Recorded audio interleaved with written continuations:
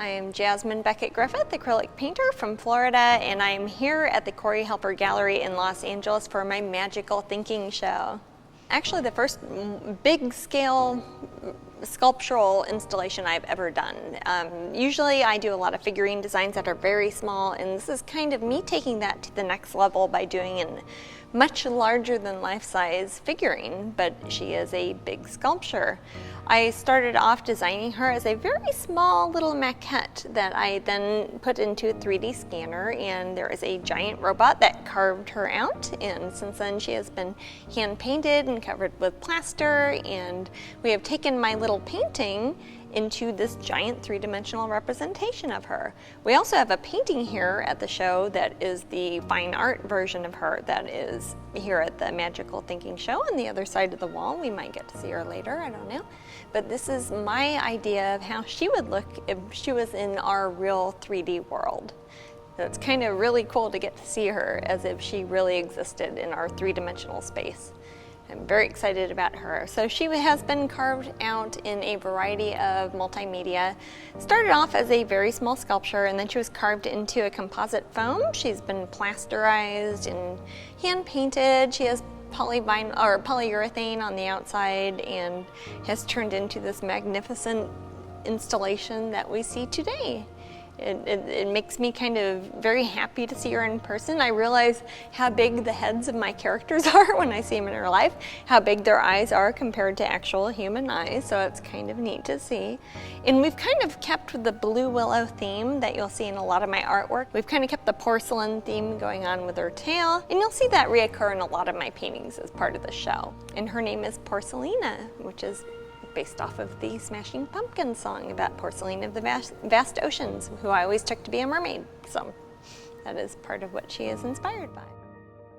If I saw it in a museum, I would like to stand in front of it and look at it for a long time because a lot is happening in this painting. It's called Dress of Sinners, Dress of Saints, and it has a lot of characters I have seen specifically in Europe in different altarpieces, church decorations, and some of them are sinners falling into hell and some are saints ascending to heaven. And it also has some really neat backgrounds that are taken from, inspired by some of the Johann Patinir backgrounds that were from 1500s, where they always had these weird mountains and stuff, and it's like, oh, that's what heaven looks like, but that's what hell looks like because it's slightly on fire. It's kind of my idea of having two characters in the middle that look like girls I would normally paint, but if you look at her dress, it kind of turns into little angels and saints, and hers turns into all these terrible little goblin monsters and very exciting things happening with fires and clubs. And I have spent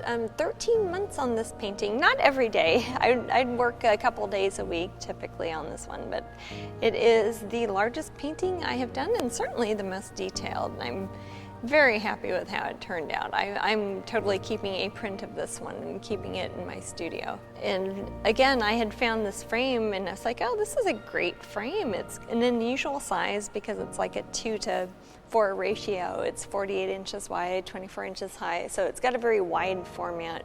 So you can kind of look at it as a narrative. It's like starts off here and you've got the sinners and they're going to hell and all that, and then you've got this slightly more empathetic looking character, and this is kind of the saints, and there I've got angels, and I put St. Anthony in a little hut back there, and if you go look, there's some little houses and churches, and it goes off into the storm that's turning into the clear ocean. So if you watch it and look at it as a narrative from left to right, you can kind of see where the characters are going through their story and where they're ending up. And there's a tiny Jesus in the middle with a rainbow, and I just like that part. Well, my magical thinking show actually combines a lot of underlying themes that occur throughout my artwork in general. You'll see a lot of my ideas of pattern and repetition, which have to do with the idea of magical thinking, the idea of thinking something so much that it comes real, and I like that idea in the context of fantasy artwork. So you'll see things like I was talking about the blue willow pattern you see on my mermaids. You'll see the blue willow pattern show up a lot.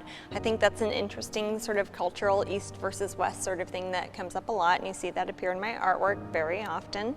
You also see things that are traditionally fantasy art like mermaids or fairies or dragons, but I've kind of put it into a different sort of context, and it's something that is not only something you would see now, but it's something you might have seen 500 years ago. I have an art history background, so you will see things from Hieronymus Bosch, you'll see stuff from the Bruegels, you'll see some Da Vinci stuff, a lot of even Monet you'll see pop up every now and then into my paintings. So I'm combining roughly 500 years of art history all into my head, and the cool stuff I like to see and the stuff I collect, and it's all combined into one show. You can probably tell I'm very classically influenced by the choice of frames I use in my different paintings.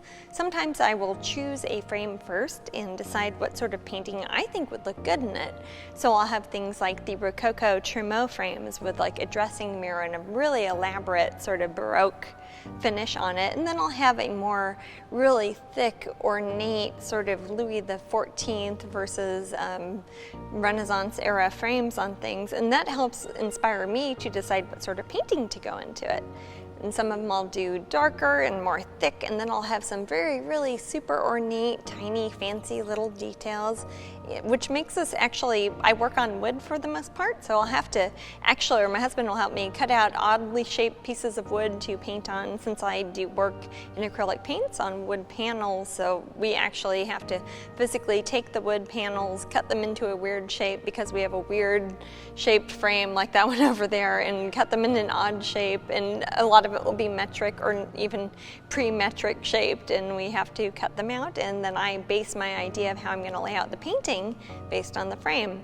And alternately, I'll do a painting and think, oh, I'm going to hold on to this painting until I see a frame at an antique store, flea market, or Ruby Lane or eBay or something like that, until I see a frame that is really going to suit that picture.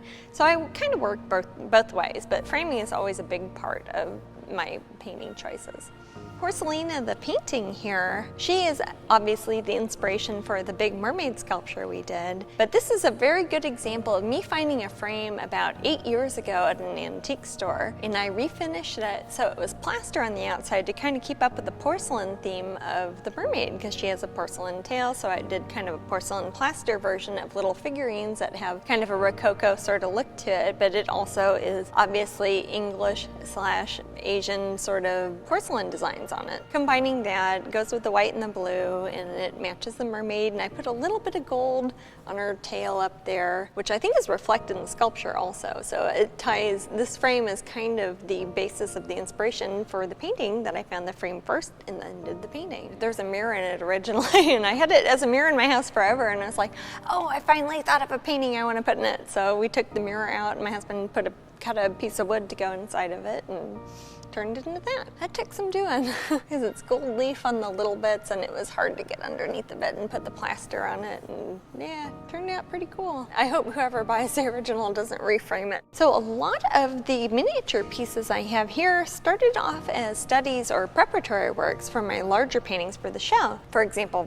here's one that has the mermaid. She was a little tiny mermaid I did, and I was like, oh, I like that mermaid. She's kind of got the porcelain tail thing going on. I would like to turn her into a larger thing.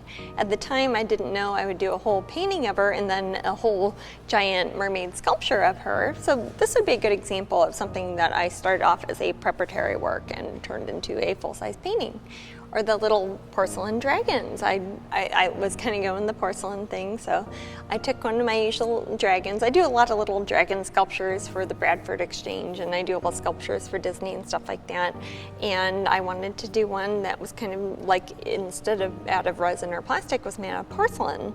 So I kind of took the blue and white porcelain design on that, and that led to I have a painting off that away that's the porcelain, I think it's called Blue Willow Dragonlings, with a fairy that has little dragons made of porcelain. And so I'll take these and we'll cut them down if they're not the right size, and I will finish them off like they're a regular painting, and they will turn into a mini painting. And that is a real possum that lives in my backyard. He lives underneath my air conditioning machine. Quite a lot of these, if you'll see, there are elements of my larger paintings I've done, but I like to keep them and frame them in elaborate frames. And so if somebody maybe isn't able to snag the big full-size painting, they get some of the original studies that were originally sketches that I finished off and painted to the level of detail I'd do in a full-size painting. This is the Isle of the Dead, and some people might see this painting and think it looks familiar to them because the Isle of the Dead, mine's based off of the Arnold Böcklin, B-O-C-K-L-I-N painting. It was the idea of an island in the middle of the Mediterranean that people have painted over and over again for like the past 500-600 years as what would be a tomb. It would almost be like a mausoleum in the middle of the ocean, but I kind of took it as opposed to like dead people as to things that have either been extinct or may not have existed. If you see trilobites that are long extinct. You see little dinosaurs. I've got a Rhamphorhynchus. I've got a pterodactyl, and of course a mermaid. Things that aren't necessarily alive, but they aren't necessarily dead. So I wanted to have that iconography of the Isle of the Dead. It's always a very symmetrical island with cypress trees in the middle, and there have been Salvador Dali did a painting of it. A lot of artists through time have done a version of the Isle of the Dead, and I wanted to do one. And I think water, I think mermaids, and I like the idea of things not necessarily being dead, but something that is just not here right now, but you can still appreciate it. But this is a very good example of the recast frames that we use for paintings, and it helps make the whole picture stand out a lot more. I like this one a lot. The painting itself is called Monarch, and it has a lot of meanings behind it. First of all, it's a Louis XV frame. It's an actual cast of a Louis XV frame. This one has been done contemporarily, but he's the idea I have of, hey, that was somebody who did fancy frames, and he had a lot of money to spend on his art department, basically, and really elaborate, over-the-top frames, and I really dig that. And then I think of her as being a queen because she has a little crown on her head. And then I think of the monarch butterfly, so I've kind of made her dress out of that. So including the frame, her dress, her hair, the butterflies, it all ties together to my idea of what a monarch is. Also, I like the idea of having like a bright red, fiery kind of background with kind of the cool blue sort of colors of the blue morpho butterfly, which is my favorite butterfly, and I have quite a few specimens of those also. My whole understory of my studio is like a natural history museum. All right, this is another example of when I pick the frame before I pick the painting. This is what's called a Trumeau mirror frame, where you have a painting at the top, but then a dressing mirror on the bottom, which makes it kind of a functional thing you would have in your house as well as being a beautiful piece of artwork. It has a very Rococo feel, not quite Baroque, more Rococo. It has the swags of flowers in it, and more flowers are on the top, and a lot of little intricate detail, and then it's like 6 feet high, and it's a wonderful dressing mirror. But usually they would have some sort of sculpture or picture at the top, and I was trying to think of something that would be very pleasant to have in your dressing room, and I was thinking, oh, mermaids would be great, put some flowers in there. Since the frame itself has a lot of flowers and it has a lot of curlicues, some people call that's the rocaille that lends its name to Rococo, or the little curlicues on things. So I've kind of repeated the little curlicues that you see in the frame, like on the end of her tail, and I put them a little bit in her hair, a little bit on the roses, and when you tie that all together, it kind of turns it into one big piece of artwork, but it's also something nice to put in your dressing room or your closet. And I like the idea of a mermaid who is very floral based. She's not out in the ocean, she's kind of like in the woods, and there's a little bit of water there. It might not be there for long. She knows she won't last for very long, the way that a rose knows it's only there for a little bit. It's going to crumble up and turn into dust eventually. So she looks a little bit sad, but she's really looking pretty glorious while she's there. So that makes my heart happy, but a little sad. But it's a good painting. I like that one. Works really good with the frame.